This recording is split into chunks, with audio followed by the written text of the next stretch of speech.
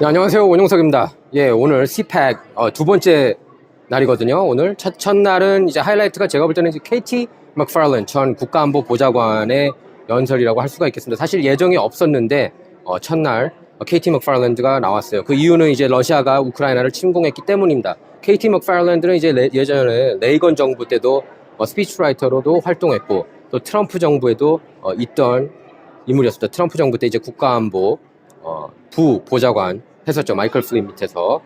그래서 세계 최대 보수 행사예요. CPAC이. 그래서 플로리다주 올랜도에서 어제 막을 올렸고 일요일까지 이어지는데요. 원래 테마는 이거죠. Awake, not woke. Awake, not woke. 그러니까 political correctness, 진보 진영이 푸시하는 political correctness에 속지 말고, 그러니까 비판적 인종이론, 그리고 transgender, 어린이 트랜스젠더 교육, 이런 메시지에 속지 말고 깨어 있어야 한다는 그런 메시지입니다. 그런데 이제 예정된 일정과 달리 첫 주제는 러시아의 우크라이나 침공 사태였습니다. 그래서 이렇게 얘기를 했어요. We see China supporting and financing Russian aggression against Ukraine. On February 4th, just a few hours before the Olympics started, Vladimir Putin sat down with Xi Jinping and they announced their no limits partnership. But they also announced $117.5 billion in oil and gas deals. And just a few days ago, they also announced a sale of 100 million metric tons of Russian coal to China. China gave Putin the one thing that he needed to invade Ukraine, and that is money. And that's why we face a united China-Russia partnership. And it's far more dangerous today than it was at any period since the end of World War II. Why?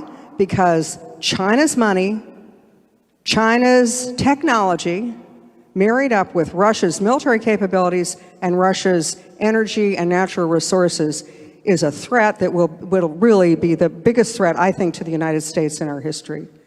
맥파를랜드는 또 조 바이든 대통령이 발표한 1년의 대러시아 경제 제재가 전혀 무의미하다고 그렇게 비판했어요. 이렇게 얘기를 했어요. 트럼프는 기름과 가스 에너지를 대폭 활성화해서 러시아를 파산하는 그런 정책을 밀어붙였다. The fact that the price of oil has gone from $40 a barrel just a year ago under President Trump to $100 a barrel today means that Vladimir Putin is one of the richest guys, richest countries around. 레이건 정부 때도 그러지 않았습니까? 레이건이 구소련 어떻게 무너뜨렸어요? arm race 했잖아요. 군사력 강화하는데 돈을 엄청나게 많이 쏟아부었죠. 레이건이. 그러면서 소련은 돈이 없었잖아요. 그래서 군사력 따라잡기가 힘들었습니다. 그러면서 소련이 무너진 거예요. 근데 트럼프도 같은 방법을 사용했다는 거죠. 기름, 석유 산업 활성화하고 시추 작업 활발하게 해서, 그리고 알래스카에서도 시추 작업 활발하게 하지 않았습니까? 트럼프 정부 때. 그리고 천연가스도 활발하게 생산하면서 에너지 75년 만에 독립국이 됐어요. 트럼프 정부가. 그것도 사실 창피한 일이죠. 75년 만에 미국이 독립국이 됐다는 거. 하지만 이렇게 의존국이 되면서 바이든이 백악관에 입성했을 때 여러분께서 기억하실 겁니다. 그러니까 트럼프는 기름과 가스 에너지를 대폭 활성화해서 러시아를 파산시키는 그런 정책을 밀어붙였다고 했습니다. 그래서 푸틴은 그때 전방위로 힘을 잃었다고 그랬어요. KT 맥파를랜드가. 그래서 바이든이 백악관에 입성했었을 때 기름 배럴당 48달러였는데 지금 100불 넘어섰죠. 반대 정책을 펼쳤기 때문입니다. 그러니까 미국이 약해지길 원했다고 저는 봐요. 이제 KT 맥파를랜드는 그렇게까지 얘기를 하진 않았지만 바이든은 180도 반대 정책을 펼치면서 미국 에너지를 셧다운했다고 그렇게 밝혔습니다. 그래서 에너지 가격 급등을 불러왔고 최대 수혜를 본 게 바로 러시아라고 얘기를 했어요. 물론 중국도 있지만 러시아는 중국과 딜로 경제적으로 2배 부유해졌기 때문에 경제 제재를 해봤자다 이렇게 얘기를 했습니다. 이렇게 메인스트림 미디어가 평론하는 데는 드뭅니다. 가짜뉴스가 많기 때문에 뉴욕타임 와포 CNN. 그러면서 올해 중간선거에서 KT 맥파를랜드가 그렇게 얘기를 했습니다. 올해 중간선거에서 국민들이 뿔뿔이 운동을 앞세워서 지금 현재 미국이 밟고 있는 코스를 바꿔야 된다 이렇게 얘기를 한 겁니다. 사실 근데 외교 이슈에 있어서는 대통령이 정권 갖고 있거든요. 다만 국내 정책이라도 지금 불체자들 300만 명 이상 들어오지 않았습니까? 바이든 정부 들어서면서 최소한 국내 정책이라도 코스를 바꿀 수 있게 많은 분들이 한인 유권자 여러분께서도 중간 선거에 참여해서 코스를 바꿔야 된다고 얘기를 한 겁니다. 그래서 이렇게 얘기를 했어요. 미국은 해답이 있다. 에너지 스위치만 켜면 된다. 예? 천연가스, 기름, 석유산업 활성화하면 된다. 그것도 오펙, 러시아를 활성화하는 게 아니라 미국 내 에너지, 셰일가스도 있잖아요. 활성화하면 된다. 하지만 바이든 정부는 절대 그렇게 하지 않을 것이다. 이렇게 지적을 했습니다.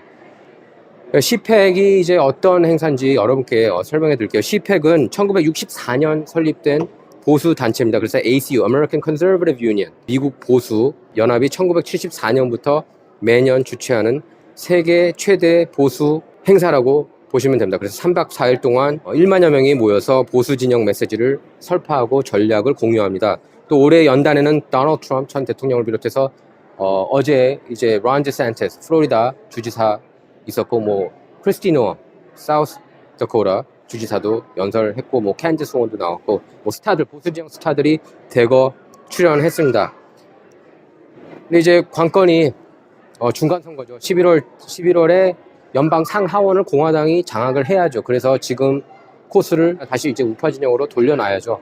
그러기 위해서는 이제 그 중간 선거에서 승리하는 게 중요한데, 보수 진영에서 이번에 정계의 슈퍼보울이라고 할 수 있는 시펙을 2022년 행사를 그래서 시작한 겁니다. 그래서 이걸 토대로 보수 진영이 힘을 얻어서 중간 선거에 선전하길 기원하는 겁니다. 저 역시 마찬가지고, 사실 지금 미국이 너무 엉망진창, 이렇게 상상도 하지 못할 정도로 미국이 무너지고 있는데